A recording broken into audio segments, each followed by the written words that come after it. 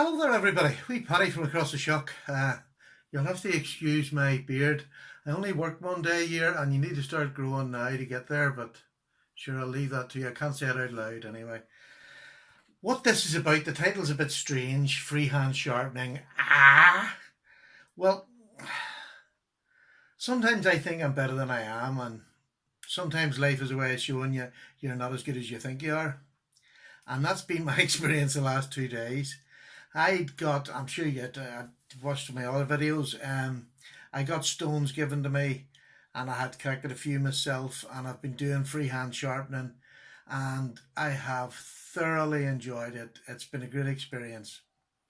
Now, freehand sharpening, when you get a knife and a nice new knife delivered to your door, it's got an edge bevel that's usually pretty good, maybe a wee bit off, but whatever. It's easy to sharpen and keep it there by stropping it. Yesterday was the first day I had a knife that wasn't exactly even. It was very thick behind the edge, and I would say in the last 2 days I have spent this is sad, about 6.5 hours sharpening this knife to the point where it's all right. And I'm sure I've done everything wrong. I've tried to video the episode 3 times and my video has ran out 3 times because it went on that long, and I just wasn't happy with the way I'd done it. The first couple of times I'd been rushing it because I knew it was long. The third time I really rushed it because I thought it'll be quicker this time, because I didn't do all the basics right. I didn't sharpen at the first stone properly. It was all right, but when you do it just all right at the end, it's just all right, and that's no good for me. I wouldn't want to show somebody just all right. This I now know is as good as I can get it at the moment. I'm sure my skills will get better, but it's as good as I can get. It's one of these Ganzo ones. I'd never seen it before, but it was given to me by David Piper along with stones and a couple of other knives to practice on. And he had asked if I would show a sharpening video of me sharpening this, which is why I'd picked this one to sharpen and to have a go at. I don't know whether he knew how hard it was to sharpen, but I'm sort of going to put this out there. I found it incredibly difficult. It was very, very thick behind the edge. And it's uneven. There was like a lump in it or two. It's not, when you rub your hand along it, you can actually feel that the thickness changes up and down. It maybe hasn't done. It's a Ganzo knife. I mean, the only cheap knives, you can't expect greatness. Most of the times you get it, but you don't expect it all the time. And it's a nice enough wee knife, strong enough wee knife. But the reason for this video is that, you know, you watch other people on YouTube, Jeff Jewell, Dino, and they're doing their videos, and they do a full video session in about half an hour, 40 minutes through 4 stones or whatever. That's what I was trying to do, and boy, is it hard to do. They make it look so simple, and yesterday I after 2 failed video attempts, I lost a bat. I called it for everything.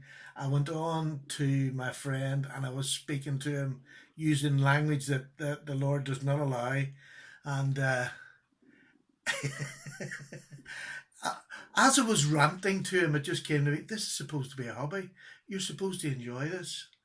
And I sort of laughed and said it to my friend and realised, right, tomorrow's another day. I'll give it another go today. So I started today and I done the first video and I finished and I looked up. And I get carried away when I'm doing it, to be honest with you. The video had run out of time, switched off. So I was nearly back to that stage I was. I thought, no, this is my hobby. So I turned the video off and I thought, you know what? I'm not good enough to do it in this space of time. A space of time where people are going to enjoy watching it. I'm just not that good. If it was a straightforward one with a thin blade stock, yeah, maybe I could do it in that time. But I've learned a lesson. And I think sometimes in every hobby, you have to learn a lesson. You have to learn where you're where your strong points are and where they're not. Mine is determination. I'll keep going till I get it. And I have got this knife as highly polished and as sharp as I could get it. And I'll show you that in a minute. I'm pleased with it now because there was just something about this. I don't know whether maybe the heat treatment wasn't great. I've never come across a Ganzo like it. Normally I can sharpen a Ganzo 20 minutes, half an hour from start to finish and get a screaming edge from completely dull. Never been a problem. This is the first one I haven't been able to do. So I don't know what it was, whether it was the fact that it's a bit uneven, the steel itself. Maybe somebody can come in and help me and tell me some of the reasons why I couldn't get it. I just couldn't get it cutting sharp until I went right back. I went right back once I turned the video off to my roughest stone and really ground the life out of it and flattened the bevels down. And now I've been able to get an edge on it. The bevels don't look particularly well, and they're not exactly even. But it just seems to be the way the knife was in the steel. And maybe that happens and I've got just, maybe again, it could just be me, I don't know. But anyway, I got it as good as I could. But I just wanted to let people know, you know, you start sharpening and you do your first knife and it becomes sharp and it's so exciting. That hasn't left me at all. In fact, this has given me more impetus to learn better, to get maybe different stones, to try on different stones, to learn how to take something right back to the basics and then redo it again. So rather than put me off, it's actually spurred me on. And I think that's the whole thing I'm going to say is, it's like anyhow, don't give up if at first you don't succeed. That's saying just keep trying. I've got it now, and I'm going to show you it now in a minute, and I'll show you it cutting. And it's as good as I can get this knife. So David Piper, I don't know whether you had known this was a hard one to sharpen, but it was a hard one. And honestly, I spent 4.5 hours today standing at the sink, and I didn't even take a break from a cup of tea. I just stood there because I couldn't physically leave the sink till I got this sharpened. So this is for you, especially for you. You were so kind to me, and it's not really the reason. I wouldn't have just given anyway, but I'm going to use that as a reason anyway. I have it sharpened for you. I'll show you what the blade edge is like now. I'll try and get something up here that I can. Oh, there's a bit of. Now, hang on. As early age creeps up, you need a pair of glasses, so I can't even see how good it is. I'm going to put it up there and let you see. This knife had been used by you. Can you see that? It's like a mirror edge on it. You can see my shirt in it going up and down there. Yeah. And I'll turn it over, and there you go. You can see it going up and down. Can you see my shirt? It's a beautiful, and that was with David's Nawa stone that I used to get that edge. I've never had an edge that good on my own stones. I didn't have stones that good, but that Nawa stone was absolutely beautiful. It is a mirror edge, and it's only a 3000 grit, you know, so you don't have to go way up to get a mirror edge. I'm sure there's better mirror edges, but you know, I don't know. So I've got this here, and you can hardly hear it. It's just through thin paper. It's as sharp as I could get it. And I hope, David, you appreciate the time and effort that I put into this. But to be honest, I put it in for myself. This knife has taught me so much about my bloody stubbornness, which I know about anyway. But just the fact that it is your hobby, and sometimes you might get a bit wound up and you might get a bit, I don't know, annoyed with yourself. And them's the times to just keep going. Because I have a knife that I think, you know, it's not a, this knife has been worked on, you'll see it's all scraped, but that edge to me is everything. It's about 7 hours worth of learning and work.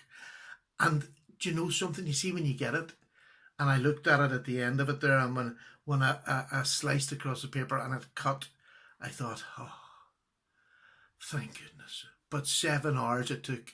Three goes of trying to video it, and then just 4 hours standing. I thought that thing took this right back to basic and redone it again. So is there a moral in the story? I don't know. I do know that now it's finished, I enjoyed the process. At the time, I didn't enjoy it a lot, but that's when about halfway through, and then I realised, hang on, this is your hobby.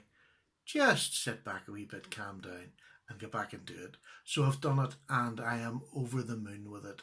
So it's sharp. David, I hope you appreciate that. I'm sorry I didn't have the video to show you. I'm just not that good to do it in the time. I couldn't do it in the time that people would have watched the video, to be honest. Now, and later on, I'll remember this knife. I'll keep it to the side, and as I get better at doing it, I'll maybe do a revision of it, and I'll completely take the edge off her and redo it again for you on video.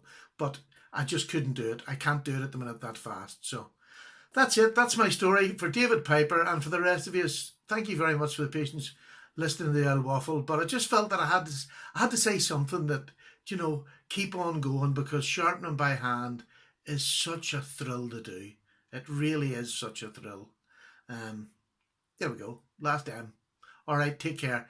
Thank you so much for listening. I hope this maybe helps somebody. And if you've got any questions you want to ask, as long as they're not complicated ones about knife sharpening, but if there's anything you want to ask me, please do. If I can't answer it, I'll get an answer for you and I'll get back to you. So there you are. Take care. All the very best. Paddy's gone. Bye now. Bye.